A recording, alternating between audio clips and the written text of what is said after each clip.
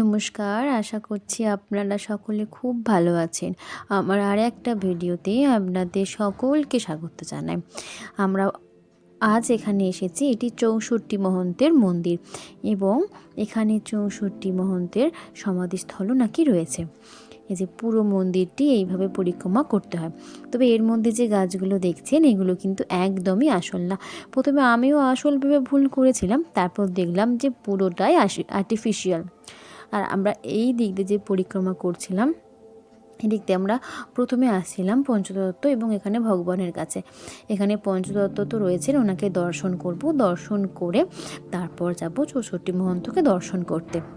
এখানে বিভিন্ন রকমের ভক্ত আসছে, সবাই যে বাঙালি এমনটাও নয়, বিভিন্ন রকম গোটা দেশ জুড়ে কত বিদেশিদের সাথে আমাদের সাক্ষাৎ হয়েছিল। সবাই নিজের নিজের মতো করে ভিডিও করছে, কেউ প্রণাম করছে, কেউ ঠাকুরের নাম গান করছে। মানে এই জায়গাটিতে গেলে যেন মনে হচ্ছে সত্যিই আমি কোনো গাছের ছায়ার নিচে রয়েছি, কিন্তু এটা আদতে গাছ না, আপনাদেরকে তো বললামই এটি আর্টিফিশিয়াল জিনিস। তো আমরাও ওখানে দাঁড়িয়ে কিছুটা ছবি তুলেছিলাম। আচ্ছা, চলুন এবার চলে এসেছি এটি নিকুঞ্জ বন। তবে এই নিকুঞ্জ বন নিয়ে নাকি কথিত আছে, নিধি বনে রাধা মাধব রাস করবার পর যখন নাকি হাঁপিয়ে যায় বা ক্লান্ত অনুভব করে, এই নিকুঞ্জ বনে নাকি বিশ্রাম নিতে আসেন। তবে এর আরও অনেক মাহাত্ম্য রয়েছে, তবে সেটা আমার জানা নেই। যদি কারোর জানা থাকে অবশ্যই আমাকে কমেন্টে জানাবেন। আর এই বনটিও তাই নিধি বনের মতো উপর থেকে পুরোটা ছাওয়া, মানে কাঁচ দিয়ে এবং জাল দিয়ে ঘেরা রয়েছে। কারণ কি, এত পরিমাণে এখানে বাঁদরের উৎপাত সব জায়গাতেই, সেই জন্যই এই ব্যবস্থাপনা করেছে। নাহলে তো এত সুন্দর করে ভিডিও করা যেত না, কারণ ওরা তো ফোন কেড়ে নিচ্ছে, চশমা কেড়ে নিচ্ছে, একই জিনিস। আবার এখানে যে গাছগুলো রয়েছে এই গাছগুলো কিন্তু এই রকম গাছে কিন্তু নিধি বনেও ছিল। তবে এই গাছের যে খুব একটা আমি নাম জানি এমনটা কিন্তু একদমই না। গাছের নামগুলো একটি পণ্ডিতজি বলেছিলেন, কিন্তু গাছের নামটা আমি সত্যিই ভুলে গেছি। দাঁড়ান আপনাদের দেখায় একটা জিনিস, দেখেছেন কীরকম ধারে ধারে বসে আছে। যত দেখছি যে ওরা দেখছে যে আমি ভিডিও করি, তত ওরা আকৃষ্ট হয়ে ফোনের কাছে চারিদিকে চলে আসছে। দেখছেন কীরকম মুখ বাড়িয়ে রয়েছে, একদম দেবে, মানে যদি ধরতে একবার পারতো তাহলে ফোনটা ফেলেই দিত। প্রচুর প্রচুর, এই যে দেখুন সাহস দেখেছেন এই পুচকেটার। আর এবং এখানে যে সমস্ত বাচ্চাগুলো রয়েছে তারাও ভীষণভাবে এই বাঁদরগুলোর থেকে মজা নিচ্ছে। আবার এখানে এই গাছটিতে জানেন ফুলও হয়েছে। তবে এই ফুলটা দেখে মনে হচ্ছে যেন কিছুটা আমাদের এখানে যেমন কাগজ ফুল হয়, বেগুনি কালার হলুদ কালার, সেই রকম। চলুন আমরা চলে এসেছি কেশিঘাটে। আসার পথটা না রেকর্ড করা হয়নি, ভীষণই জ্যাম ছিল আর প্রচণ্ড ক্লান্তও লাগছিল। তবে এই কেশিঘাটে অনেকে স্নান করছিল, অনেকে নৌকা যে রয়েছে নৌকা বিহারও করছে। তবে আমাদের আর সেটা হয়ে ওঠেনি, আমরা শুধু এই কেশিঘাটের এখান থেকে একটু জল নিয়ে মাথাতে দিয়ে দিয়েছিলাম। আমাদের আর কেশিঘাটে স্নান করা হয়নি। আশা করছি পরের বার আবার হবে, এই আশা নিয়েই আমরা কেশিঘাট থেকে যাচ্ছি। চলুন দুঃখ দুঃখ মন নিয়ে আমাদের এবারের যাত্রা, বৃন্দাবন যাত্রা এখানেই সমাপ্ত হলো। আমরা বৃন্দাবন থেকে এবার সোজা যাচ্ছি আগ্রার পথে, কারণ আমাদের ট্রেনটি আগ্রা থেকে, আগ্রা ফোর্থ স্টেশন থেকে আমাদের ট্রেনটি রয়েছে। মনে অনেক অনেক অনেক স্মৃতি নিয়ে, অনেক ভক্তি বাড়িয়ে, অনেক ভক্তি লাভ করে, অনেক সাধুগুরু বৈষ্ণব, অনেক পণ্ডিতজি, অনেক মহারাজ, অনেক ভালো ভালো মানুষের থেকে যে সমস্ত শিক্ষাগুলো গ্রহণ করেছি, আশা করছি সেগুলো নিজের জীবনে কিছুটা হলেও প্রভাব ফেলবে। তবে পুরোটা করার আমি চেষ্টা করব, জানি না রাধা মাধব কতটা কি করবেন। সবাই নিজের নিজের মতো করে ঠাকুরকে প্রণাম জানাচ্ছে এবং বৃন্দাবনকে নিজের নিজের মতো করে বিদায় জানাচ্ছে। বৃন্দাবনকে যদি বিদায় জানানোটা, মানে আমার মনে হয় না যে বৃন্দাবনকে বিদায় জানানো ঠিক বলে, কিন্তু তবু আমরা তো মানুষ, বৃন্দাবন থেকে আমরা যাচ্ছি। দুঃখ তো অবশ্যই হচ্ছে, শরীর তো ভীষণই খারাপ হয়ে গিয়েছে আমাদের, ঠান্ডা গরমে ভীষণ সকলেরই প্রায় জ্বর সর্দি এগুলো লেগে রয়েছে। তো জ্বর সর্দি নিয়েই আমরা নিজের নিজের মতো করে বাড়ি ফিরে যাচ্ছি। অনেকটা মন খারাপও আছে, আবার এটাও ভালো লাগছে ওখানে গেলে আমাদের তো শরীরটা একটু ভালো হবে। এই এতদিনের এই যে 10-12 দিনের যাত্রা পথে সমাপ্ত ঘটলো। তবে মনে অনেক অনেক অনেক স্মৃতি নিয়ে আবার ফিরছি, আবার এটাও ভেবেও আসছি যে আবার পরের বছর আসবো। বৃন্দাবনের সঙ্গে তো কোনো কিছুরই তুলনা হয় না বলুন, কোনো ট্যুরিস্ট স্পটেরই আমার তো মনে হয় তুলনা হয় না। অবশ্যই প্রত্যেকটা ট্যুরিস্ট স্পট নিজের নিজের মতো করে সুন্দর, কেউ প্রাকৃতিক দিক থেকে, কেউ আধ্যাত্মিক দিক থেকে, সবাই নিজের মতো করে সুন্দর, কিন্তু আমার কাছে যেন এটি বৃন্দাবনটা বেশি গুরুত্বপূর্ণ বলে মনে হয়। তা বলে এমনটা নয় যে কোনো প্রকৃতির কোনো পাহাড় সমুদ্রের গুরুত্ব নেই, অবশ্যই প্রকৃতির গুরুত্ব আছে, কিন্তু বৃন্দাবনের গুরুত্বটা আমার কাছে একটু বেশি। এটা যেন আমার কাছে একটি সফট কর্নারের মতো। আবার মনে দুঃখ নিয়ে আমরা যাচ্ছি বৃন্দাবনের থেকে বাড়ি।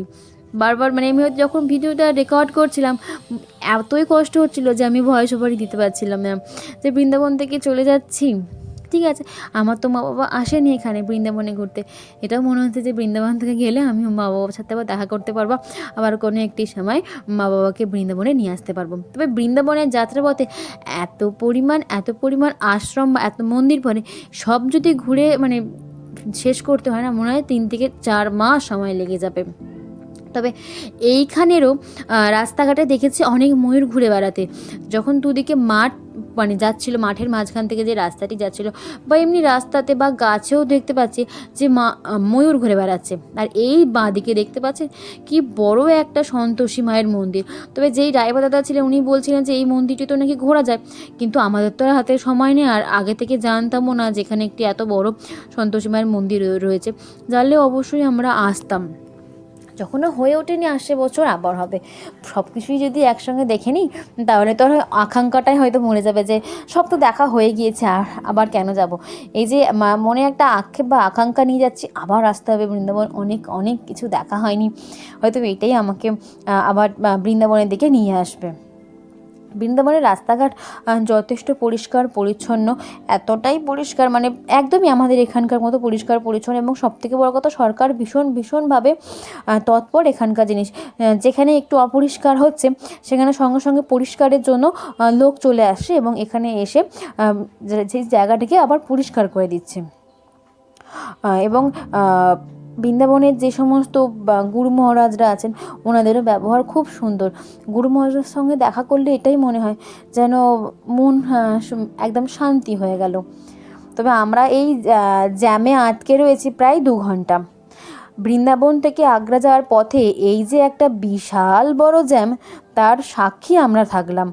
এত পরিমাণ জ্যাম, এত জ্যাম বোধহয় আমাদের কলকাতাতেও হয় না, এত জ্যাম। পুরো আমরা মানে অস্বস্তিতে ভুগছিলাম, অস্বস্তিতে।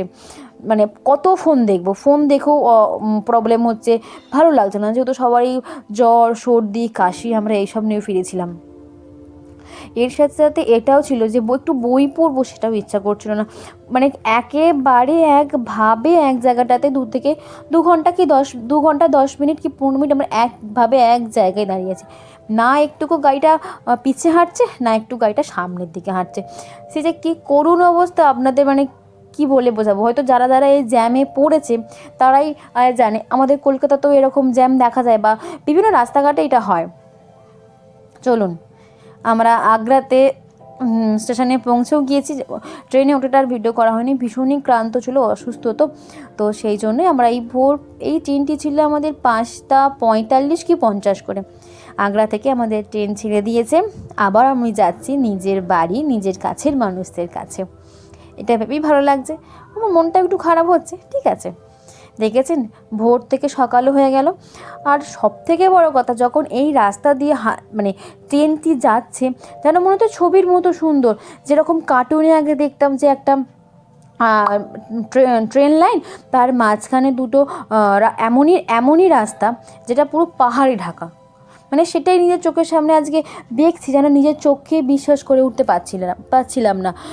এবং এর চারিদিকে শুধু পাহাড়, দুদিকে শুধু পাহাড়, আর কিছু নেই। আর মাঝে মাঝে দেখছি কিছু মানুষ মাথায় কিছু কাঠকুটো বয়ে নিয়ে যাচ্ছে। এখানে স্টেশনগুলোও সেই রকম, স্টেশন আছে কিন্তু কোনো মানুষজন নেই। একমাত্র যেগুলো জংশন স্টেশন সেইগুলোতেই লোকজন আছে, বাদ বাকি স্টেশন আছে কিন্তু মানুষ নেই, শুধু পাহাড় গাছ পাথর আর ভীষণ গরম। যখন একটু বাইরে বেরোচ্ছিলাম মানে এসি কম্পার্টমেন্ট থেকে একটু বাইরে বেরোচ্ছিলাম তখনই গরম হচ্ছে, আবার যখনই রুমে মানে কম্পার্টমেন্টের মধ্যে যাচ্ছি তখন ঠান্ডা লাগছে। এইরকম একটা ওয়েদারের মধ্যে দিয়ে আসা, মানে মোটমাট সব মিলিয়ে সব কিছুই সুন্দর, সব কিছুর অভিজ্ঞতা খুব সুন্দর। এবং আপনারা যদি কেউ বৃন্দাবন গিয়ে থাকেন এবং তাদের মধ্যে কেউ যদি আমার ভিডিও দেখেন, অবশ্যই আমার সাথে আপনাদের বৃন্দাবন যাওয়ার যে অভিজ্ঞতাটি শেয়ার করবেন। তাহলে আমারও খুব ভালো লাগবে, যে সমস্ত মানুষজনেরা আমার ভিডিও একটু হলেও দেখছে, বা যাদের মনে আমি একটু হলেও জায়গা করতে পেরেছি, কিছু না, বেশি কিছু না, একদম যৎ সামান্য, তো তারা অবশ্যই আমাকে কমেন্ট করে জানাবেন।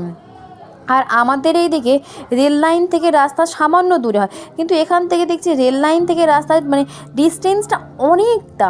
আমাদের এখানে যেমন আশেপাশে আমরা দোকান দেখতে পাই, বিভিন্ন রকমের বাজার দেখতে পাই, তো এখানে এই সমস্ত কিছু নেই, তো কোনো দোকান নেই, কোনো বাজার নেই, কিছু নেই, খালি ওই যে ইলেকট্রিকের যে পোস্টার এইগুলো, আর মাঝখান থেকে ট্রেন যাচ্ছে, দুদিকে পাহাড় জঙ্গল এইসব, মানে এগুলো দেখে সত্যিই আমি আপ্লুত হয়েছিলাম। আর এখানকার বেশিরভাগ ট্রেনের মানে যে রেল লাইনের নিচে দিয়ে একটা করে না, কি বলবো ওটাকে, আন্ডারগ্রাউন্ড বলে না আমার ঠিক জানা নেই, ওই রাস্তার মতো করা আছে, ওখান থেকে দেখছি মানুষ হামেশায় বাইক সাইকেল সব কিছু নিয়ে পারাপার হতে পারছে, তবে এই ব্যবস্থাটি আমাদের এখানে নেই। বিভিন্ন রকমভাবে বিভিন্ন কিছুর অভিজ্ঞতা আমি একদম ঝুড়ি ভর্তি অভিজ্ঞতা নিয়ে যাচ্ছি, আপনাদের সাথেও তো শেয়ার করছি এবং বাড়ির লোকেদের সাথেও শেয়ার করবো এই অভিজ্ঞতাগুলোকে নিয়ে গিয়ে। যাক, অনেক কষ্টের পর একটু মাঠ দেখতে পেয়েছি, যে একটু জল আছে, এতক্ষণ তো শুধু পাহাড় গাছ আর ইট মানে পাথর বেশি দেখেছি, এখন একটুখানি দেখতে পাচ্ছি মাঠ। তবে এই মাঠে আমি বুঝতে পারছি না আপনারা বুঝতে পারছেন কিনা, এই মাঠে একটা অদ্ভুত ধরনের পাখি দেখতে পাচ্ছিলাম, ওই পাখিগুলো কিন্তু আমাদের ওখানে নেই। যাক, এখন রাত হয়ে গেছে, রাত ওই 9টা কি 10টার মতো বাজে, সবাই একটু শুয়ে পড়বো। আমি ছিলাম মিডিল বেডে, বোন ছিল আপারে, বাদ বাকি কিছু মানুষ ছিল লোয়ার বেডে, আর কিছু জন ছিল আমাদের কম্পার্টমেন্টে, আগের কম্পার্টমেন্টে, সবার একসঙ্গে কিন্তু সিট পড়েনি। তো আমার বোনের লোয়ারটা ভালো লাগে না, ওর আপার ভালো লাগে, তাই জন্য আপারেই শয়। এই যে সারা রাত কাটিয়ে এইসবে বেরালাম আসানসোল। এই আসানসোলটিকে দেখে এটাই মনে হচ্ছে সত্যি এবার আমরা আমাদের যেন এলাকার মধ্যে একটু একটু করে প্রবেশ করছি। এত পরিমাণ কুয়াশা, ট্রেনটি যেতেই পারছিল না, আস্তে আস্তে আস্তে আস্তে যাচ্ছিলো, যেন মনে হচ্ছিলো যে লেট এবার দেবেই, একদম লেট করেই দেবে, একদম 2 থেকে 3 ঘন্টা তো লেট হবে, এতটাই আস্তে আস্তে যাচ্ছিলাম। আর এদিকে আমারও খুব শরীর খারাপ, বাড়ি যা কতক্ষণে পৌঁছাবো, কতক্ষণে গিয়ে একটু ভালো করে ডাক্তার দেখিয়ে ওষুধ খাবো, তার জন্য যেন অস্থির। ওখানে ডাক্তার দেখিয়েছি, কিন্তু খুব একটা শরীরটা ভালো হয়ে ওঠেনি, এই ঠান্ডা নিয়েই ওখান থেকে ফিরতে হয়েছে। এত পরিমাণে জ্বর, মানে বলার মতো না, না কিছু খেতে ভালো লাগছিলো, আর না কিছু মানে কথা বলতে ভালো লাগছিলো, কোনো রকম সারা দিনটা ট্রেনের মধ্যে একটু ঘুমিয়ে একটু বই পড়েই চলে এসেছে, আর একদমই ভালো লাগছিলো না। এই যে এই সবগুলো দেখে মনে হচ্ছে সত্যি এবার বোধহয় আমরা আমাদের এরিয়ায় প্রবেশ করে গিয়েছি। চারদিকে কলা গাছ, একটু করে মানুষের বাড়ি, একটুখানি করে রাস্তা, সেই আবার আগের জিনিস। এই যে এটা আশা করছি সবাই চিনতে পারছেন। আস্তে আস্তে আমরা হাওড়ার দিকে প্রবেশ করছি, এটা দেখেই কি ভালো লাগে যে হাওড়ার দিকে প্রবেশ করছি। হাওড়া শেষমেশ আমরা পৌঁছাচ্ছি এবং নিজের বাড়ির দিকেও পৌঁছাচ্ছি। তবে হ্যাঁ, এটা কিন্তু একদম ভুলবেন না, যদি কারোর আবারও বলছি, যদি কারোর বৃন্দাবন যার অভিজ্ঞতা থেকে থাকে, অবশ্যই আমার সাথে শেয়ার করবেন, তাহলে আমার খুব ভালো লাগবে যে আপনারা বৃন্দাবন গেছেন এবং আপনাদের মানে অভিজ্ঞতা যেটি রয়েছে, যেটি খুবই দরকার আমার জন্য, সেটি আপনারা আমার সঙ্গে শেয়ার করলেন, খুবই ভালো লাগবে আমার সেটা জানতে পারলে। চলুন আবার হাওড়া থেকে নেমে ট্রেনে করে উঠে নিজের বাড়ি যেতে হবে। এই যে যাওয়ার আগে ট্রেনটিকে একটু টাটা বলে নিচ্ছি, যে ট্রেন তুমি আমাদের ঠিকঠাক সময়ে মাত্র 15 থেকে 20 মিনিট লেটে নিজের গন্তব্য অর্থাৎ হাওড়ায় পৌঁছে দিয়েছো, তোমায় অনেক ধন্যবাদ। তুমি এইভাবেই প্রত্যেক যাত্রীকে নিজের গন্তব্যে ঠিকঠাক সময়ের মধ্যে পৌঁছে দিও, তাহলেই হবে। চলুন তাহলে আসি, আবার দেখা হবে পরের একটি ভিডিওতে। ততক্ষণ সবাই খুব ভালো থাকবেন, সুস্থ থাকবেন, সাবধানে থাকবেন। আর যদি আমার এই ভিডিওটি ভালো লেগে থাকে, তাহলে অবশ্যই চ্যানেলটিকে সাবস্ক্রাইব করতে পারেন, বা যদি মনে হয় এই ভিডিওটি আপনাদের আত্মীয় পরিজন, বন্ধু বান্ধব বা শুভাকাঙ্ক্ষীর সঙ্গে শেয়ার করা দরকার, তাহলে অবশ্যই শেয়ারও করতে পারেন। সবাই ভালো থাকবেন।